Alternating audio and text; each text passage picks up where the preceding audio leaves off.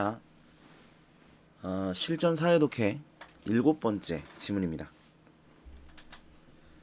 부정부패에 대해서 이야기를 하고 있는데, 자, 부정부패는 어느 사회에나 존재한다. 그런데 뭐라고 봐야 되냐면 포착하거나 진단하기 어려운 사회적 병리 현상으로 봐야 한다. 이런 내용이 나와 있고요. 그 다음에 다양한 형태로 규정되어 왔다. 그러니까 규정이라는 건 부정부패라는 게 뭐냐는 거죠. 그죠? 부정부패가 뭐냐? 이게 이제 규정입니다. 그래서 여기 보시면 일반적으로 부정부패는 다음과 같은 수준과 범위로 정의되는 경향이 있다. 그러니까 뭐가 부정부패냐에 대한 일반적인 견해. 자, 어떤 게 부정부패냐? 공직이라는 직책을 중심으로 부정부패를 정의한다. 여기 보시면 이제 먼저라는 말이 나와요. 네, 먼저가 나오면 1번이죠. 먼저가 있으면 그 다음에 뭐가 있어요?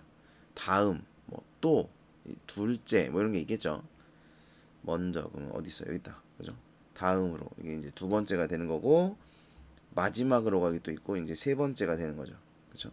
첫째, 둘째, 셋째 이렇게 보시면 됩니다. 그래서 공직이라는 직책을 중심으로 부정부패를 정의하는 경우, 여기서 보면 사익을 취하거나 취하려고 기도는 이제 뭐라 그래야 되지? 시도라고 보시면 됩니다. 그러니까 사사로운 이익을 취하거나 취하려고 시도하는 행위, 공적 신뢰를 저해하는 행동, 이런 거를 부정부패라고 한다는 거죠.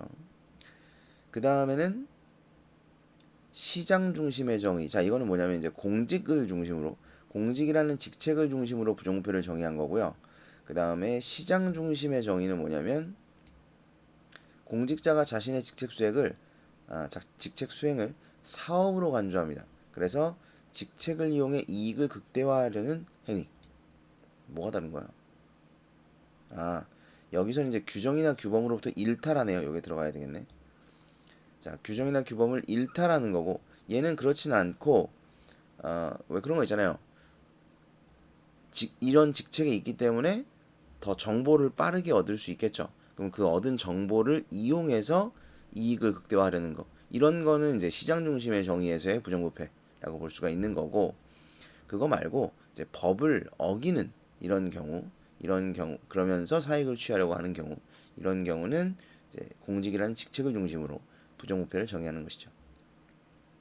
그 다음에 마지막으로 공익 중심의 정의. 자, 공익 중심으로 정의를 보는 경우는 공익 위반은 무조건 부패. 그러니까 이건 뭐냐면 사익을 추구했든 안 했든, 네? 공익을 위반했다. 그러면 무조건 부패라는 겁니다. 그래서 부정부패란 공직자가 법적으로 규정되지 않은 금전이나 보상을 제공한 사람에게 부당 혜택을 주거나 선량한 시민들에게 피해를 주어 공익에 위해를 가하는 행위를 의미합니다.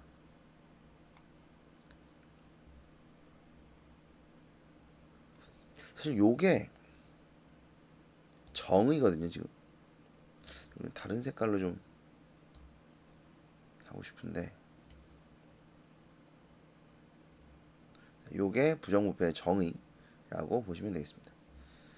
자, 그 다음 문단에서는 이제 발생하는 이유가 무엇일까 그랬으니까 뭐 끝났죠. 예, 부정부패가 발생하는 이유에 대해서 이야기를 할 겁니다. 여기도 있네요. 먼저, 그쵸? 먼저. 그 다음에 그럼 다음은 어디 있어? 둘째가 있네요. 둘째. 그리고 셋째. 뭐 이런 식입니다. 예. 마지막으로 뭐야? 네 가지 있네. 마지막으로 이렇게 네 가지를 제시하고 있네요.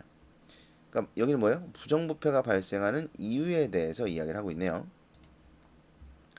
자, 먼저 관료제의 부작용. 관료제는 이제 관료들의 권력 독점 현상이 심화된다는 거죠. 이것 때문에, 그리고 공무원에 대한 감시와 관리에 한계가 있다.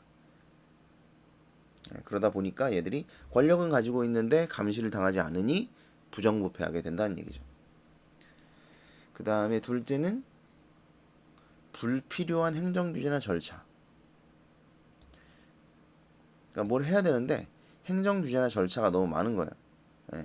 그런데 그 행정 규제나 절차를 이제 풀어줄 수 있는 사람이 바로 이 공무원들이라는 거죠. 그래서 여기 보시면 국가의 규제를 피하기 위해 재량권을 가진 공무원에게 뇌물 공여와 같은 쉬운 방법을 선택하게 된다는 겁니다. 뭐 이해되시죠? 그 다음에 셋째, 공무원에게 지급되는 낮은 보수. 공무원이 가지고 있는 그 권리에 비해 월급이 좀 적다는 거죠. 예, 그래서 공무원이 부정부패 유혹에 쉽게 노출된다. 뭐 이런 얘기입니다. 그 다음에 마지막으로 비효율적 행정제도.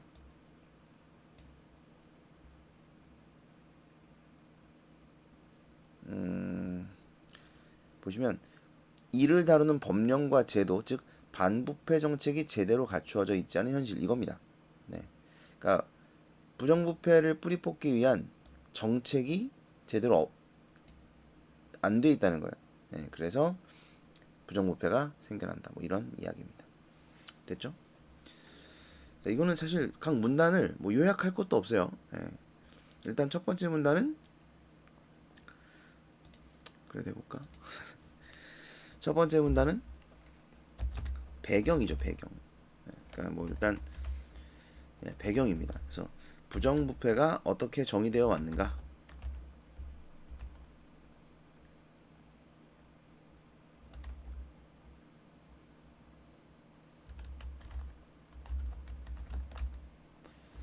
아니요, 잠깐만요. 부정부패를 정의하기가 어렵다. 이렇게 봅시다. 네. 그런데 그럼에도 불구하고 저는 이제 일반적 정의를 하고 있죠.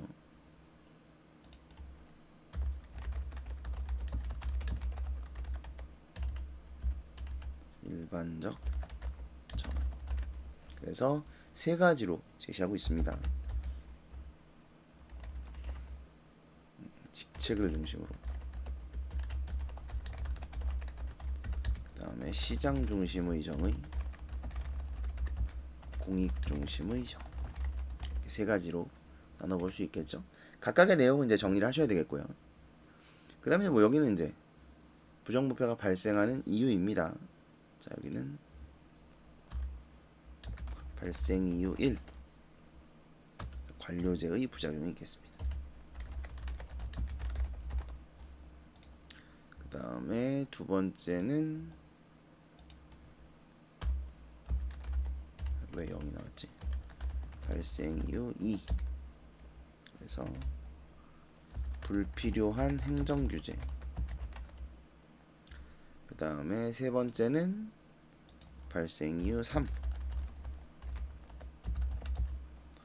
공무원의 낮은 임금.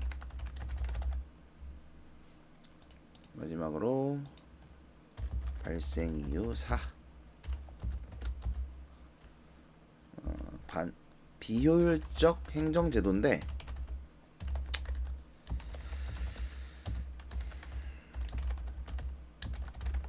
반부패 정책이 미흡하다. 됐죠? 이렇게 정리하시면 될 것 같아요.